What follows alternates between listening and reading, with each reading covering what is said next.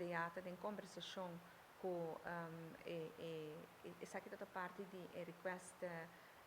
expression of interest que nós fazemos par de ano passado para redestinação de área. Então, caminho que hobby contaminar, agora aqui, essa é o que era contaminar, bueno, por vai fazer essa limpa e não queda reservar para indústria. Por exemplo, Eagle LNG por vai não,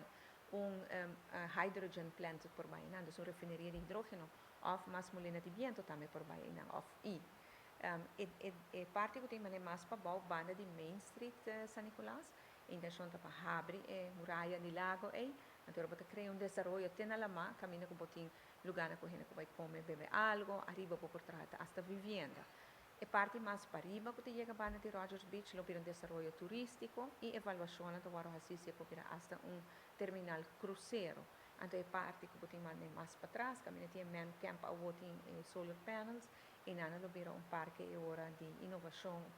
parque de tecnologia essa é a redestinação que nós temos para o terreno e vou ponter como assim pero baja em Herobieu e desmantelar Herobieu da Costa Santa verdade